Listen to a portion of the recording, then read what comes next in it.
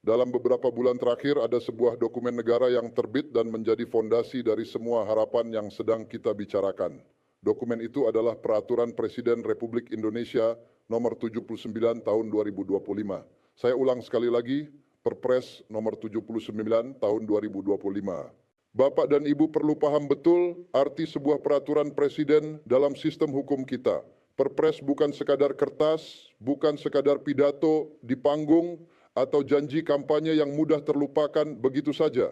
Perpres adalah payung hukum resmi yang ditandatangani langsung oleh Presiden Republik Indonesia dan menjadi dasar pelaksanaan kebijakan eksekutif tertinggi di negeri ini. Kalau sudah ada perpres, kebijakan itu bukan lagi wacana, bukan lagi rencana, ini sudah menjadi komitmen kenegaraan tertulis yang punya kekuatan hukum dan harus dijalankan oleh seluruh aparatur pemerintah tanpa terkecuali.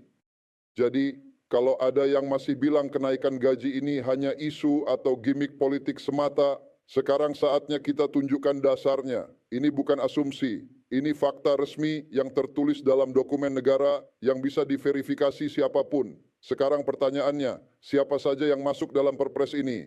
Pemerintah mengamanatkan penyesuaian penghasilan bagi aparatur sipil negara dengan penekanan khusus pada beberapa profesi strategis yang punya peran vital bagi kemajuan bangsa ini. Mari kita sebutkan satu persatu dengan jelas. Pertama, guru dan dosen, para pahlawan tanpa tanda jasa dari Sabang sampai Merauke, dari pelosok Papua hingga ujung Aceh. Merekalah yang mencerdaskan kehidupan bangsa. Berdiri di depan kelas dengan kapur dan papan tulis, menghadapi puluhan anak dengan latar belakang dan kebutuhan yang berbeda-beda, dengan fasilitas yang seringkali jauh dari kata ideal. Bayangkan bapak atau ibu yang dulu seorang guru yang masih ingat aroma kapur di pagi hari, yang membawa puluhan lembar kertas ulangan ke rumah untuk dikoreksi sampai larut malam, yang mengayuh sepeda puluhan kilometer agar tidak terlambat masuk kelas. Inilah saatnya pengabdian itu dihargai dengan layak sebagaimana mestinya. Kedua, tenaga kesehatan, para pejuang kemanusiaan yang menjadi garda terdepan dan tak pernah benar-benar istirahat bahkan saat pandemi melanda. Ketika banyak orang panik dan mengunci diri di rumah, merekalah yang tetap berdiri di garis depan. Dokter, perawat, bidan yang merawat, menyuntik, membalut luka, dan menjadi tangan pertama yang menyentuh pasien di saat-saat paling kritis sekalipun. Pengabdian mereka tidak bisa dinilai dengan uang, tapi setidaknya negara harus memberikan penghargaan yang setimpal. Ketiga, penyuluh-penyuluh pertanian, perikanan, dan keluarga berencana. Mereka adalah ujung tombak pembangunan yang tidak banyak disorot oleh media. Turun langsung ke desa-desa, mendampingi warga, memberdayakan masyarakat, memastikan program pemerintah tidak berhenti hanya di atas kertas. Tanpa mereka, banyak kebijakan pemerintah tidak akan pernah sampai ke tangan rakyat yang paling membutuhkan. Keempat, TNI dan Polri, tulang punggung pertahanan dan keamanan negara. Siang malam menjaga kedaulatan dan ketertiban, rela tidur di hutan, berdiri di pos-pos perbatasan yang sepi dan dingin, jauh dari keluarga demi rakyat Indonesia bisa tidur aman setiap malam tanpa rasa takut. Kelima, pejabat negara dan aparatur sipil dari eselon tertinggi hingga pelaksana lapangan. Mereka penggerak birokrasi yang mengurus administrasi kelahiran, kematian, merancang kebijakan, dan memastikan setiap rupiah anggaran negara sampai ke tempat yang paling tepat. Ini adalah langkah maju yang patut diapresiasi. Pemerintah memberikan perhatian nyata kepada profesi-profesi yang menjadi tumpuan harapan seluruh rakyat. Tapi saya tahu ada satu pertanyaan besar yang langsung muncul di benak Bapak dan Ibu setelah mendengar daftar tadi. Kalau yang disebut dalam Perpres itu adalah ASN aktif, guru, dosen, tenaga kesehatan, TNI, Polri, pejabat negara, lalu bagaimana dengan kami yang sudah pensiun? Apakah kami hanya jadi penonton di pinggir lapangan? Apakah kami yang puluhan tahun mengabdi, rambut mulai memutih, tenaga dan pikiran banyak tercurah, akan dilupakan begitu saja? Pertanyaan itu sangat valid dan sangat manusiawi. Tapi jangan dulu terbawa pikiran negatif sebelum mendengar penjelasan yang akan saya berikan berikut ini. Ada satu mekanisme yang sudah berjalan selama puluhan tahun di dalam sistem penggajian dan pensiun Indonesia. Mekanisme yang cukup jelas. Setiap kali terjadi kenaikan gaji pokok ASN aktif, hampir pasti akan diikuti dengan penyesuaian gaji bagi para pensiunan. Mengapa? Karena gaji pensiun dihitung berdasarkan persentase tertentu dari gaji pokok terakhir saat masih aktif, yang biasanya sebesar 75%. Artinya kalau gaji pokok ASN naik, maka angka pensiun secara otomatis akan ikut naik juga.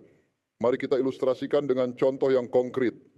Seorang pensiunan guru dengan gaji pokok terakhir Rp3.000 per bulan menerima pensiun 75%, yaitu Rp2.000 Kemudian pemerintah menaikkan gaji pokok ASN aktif menjadi Rp3.600.000, maka pensiun sang guru disesuaikan menjadi 75% dari angka baru, yaitu Rp2.700.000 per bulan.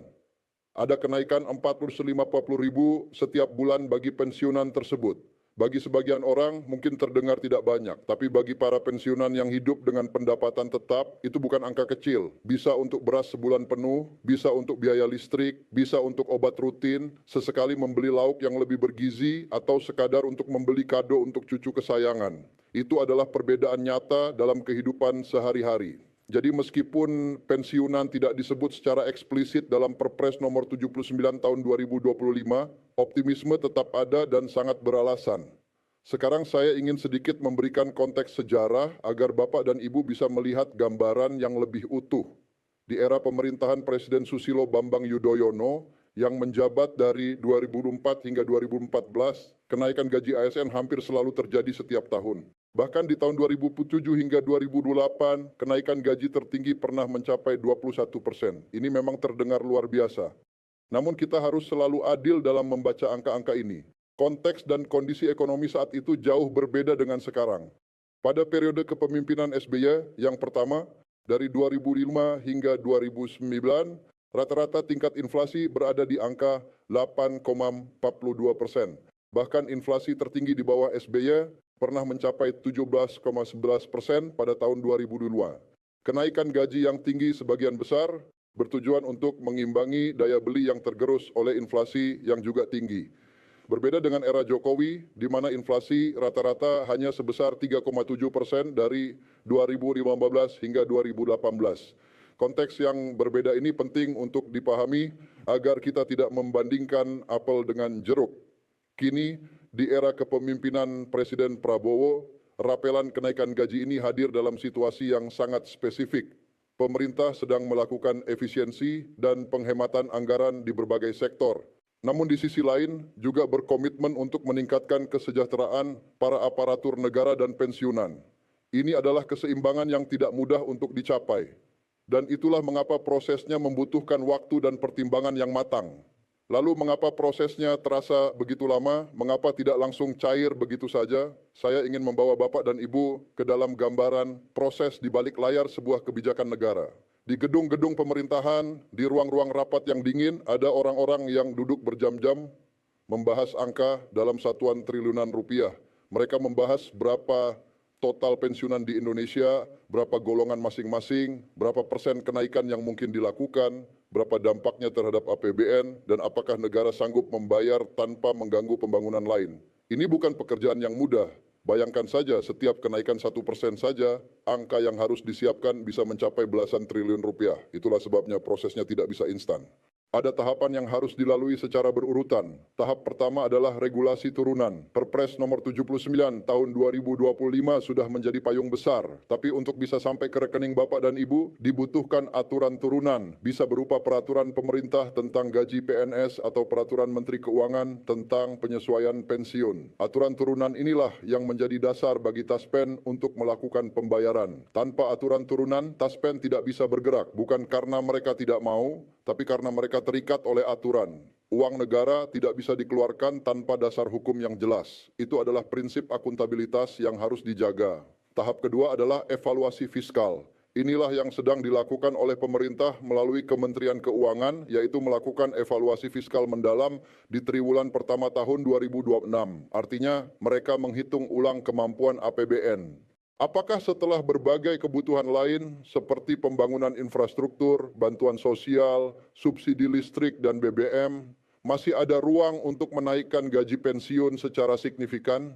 Evaluasi ini bukan penundaan, ini justru bentuk tanggung jawab agar kenaikan yang nanti diputuskan bersifat berkelanjutan. Bukan hanya sekali bayar, lalu tahun depan kesulitan. Tahap ketiga adalah verifikasi data. Setelah aturan turunan terbit, Taspen dan PT Asabri untuk TNI Polri harus melakukan verifikasi data.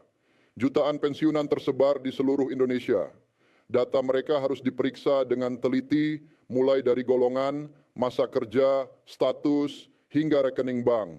Semuanya harus akurat, karena satu kesalahan kecil saja bisa menyebabkan pembayaran tertunda atau bahkan salah sasaran. Tahap keempat adalah sinkronisasi dengan bank penyalur. Pembayaran pensiun di Indonesia dilakukan melalui beberapa bank, seperti BRI, BNI, Mandiri, BTN, dan lain-lain.